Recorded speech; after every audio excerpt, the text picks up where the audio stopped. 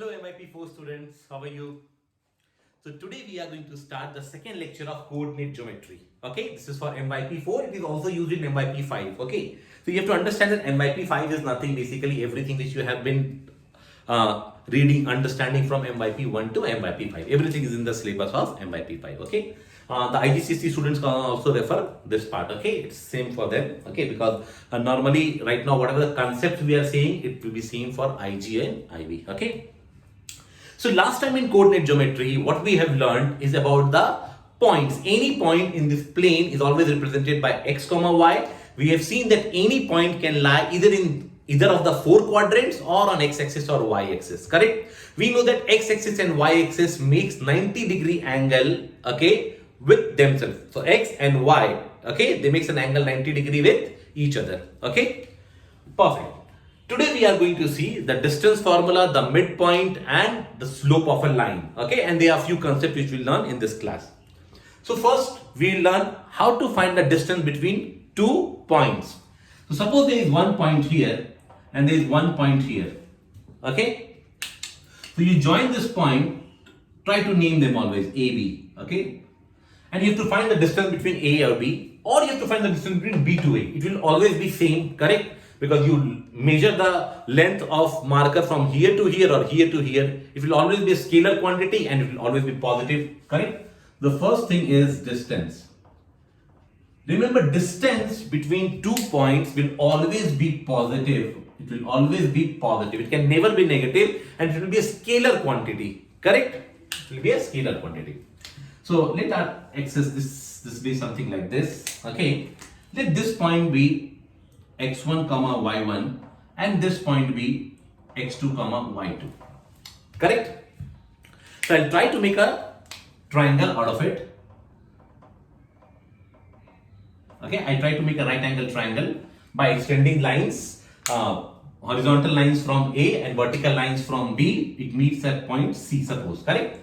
So the coordinate of C will be what? Understand, this is x1, this is x2. If this is x2, it means this is x2, which means this is x2. If this is y1, which means this is y1, so this will also be y1. Okay, perfect. Now see, what is the distance between A and C? The distance between A and C is, y coordinates are same, so straightforward, x2 minus x1. Suppose this is 1, this is 5, so 5 minus 1, 4. So x2 minus x1 is the distance between A and C. And the distance between B and C is what? The y coordinates are changing, x coordinates are same, so it will be y2 minus y1. Yes or no? So now we got the distance of AC and BC. So now we are going to use the Pythagoras theorem. The Pythagoras theorem. Okay. What does the Pythagoras theorem say? It says that the hypotenuse whole square is equals to base whole square plus perpendicular whole square. The hypotenuse I have assumed is D. The distance between A to B, I am taking it at D. So D square is equals to, this distance is x2 minus x1 whole square plus y2 minus y1 whole square. So what is D? D is root of x2 minus x1 whole square plus y2 minus y1 whole square, correct? So this is the formula of distance, correct? This is the formula for distance between any 2 points, okay? So now the second question comes, sir, what if this point A is in negative part? It doesn't matter. Just go with this. If it is negative, for example, I'll say that find the distance between my one of the point is here. I'll say that minus 1, minus 3, and the other point is on the first quadrant. Let it be like 3, 5. And I have to find the distance between these 2 points. Go with the formula. D is equals to root of x2 minus x1. So 3 minus of minus 1 becomes 3 plus 1.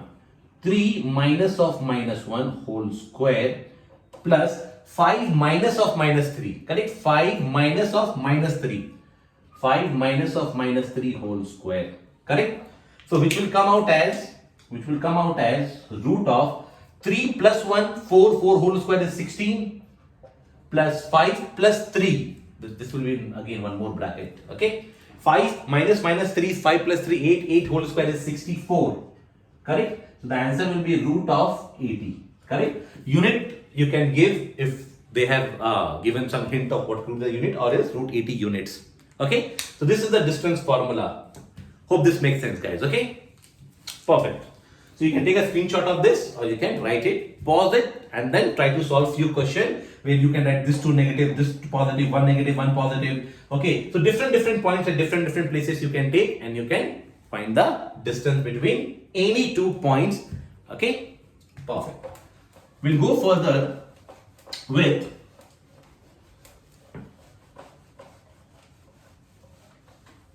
the midpoint theorem. So as I said that the distance will always be positive. Now one thing which I missed in distance, I am going to tell you again. You have seen that the answer was root of x2 minus x1 plus y2 minus y1 and square of both of them, correct?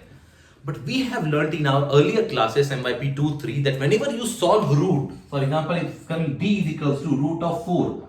So the answer will be d is equals to plus minus 2, correct?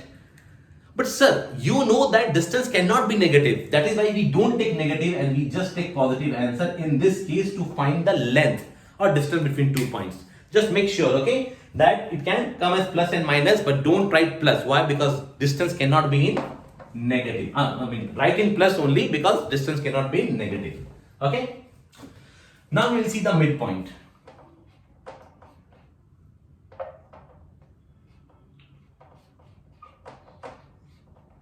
Perfect.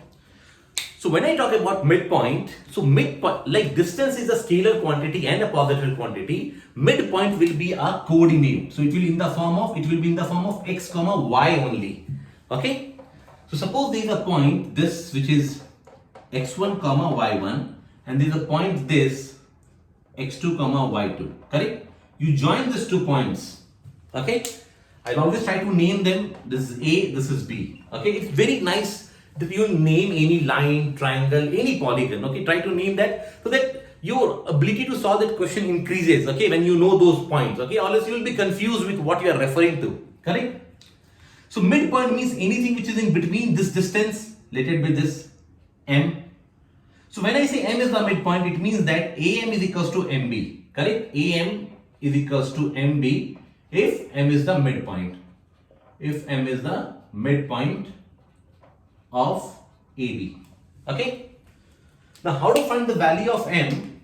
So the value of M is x1 plus x2.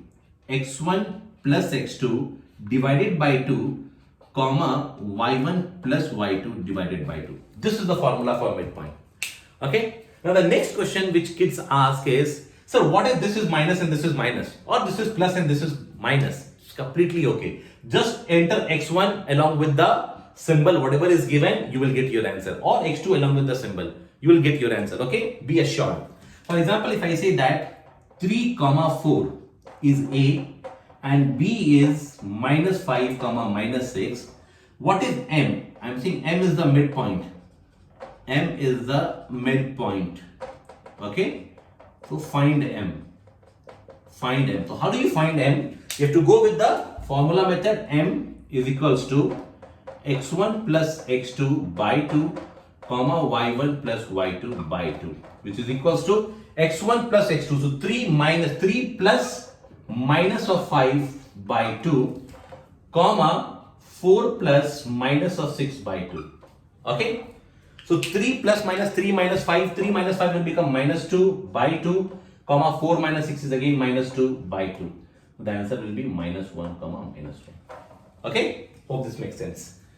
So this is a midpoint formula. Okay, so you can use this formula as a midpoint.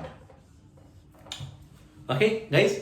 So midpoint is easy. I hope that you understood the concept of midpoint. Okay.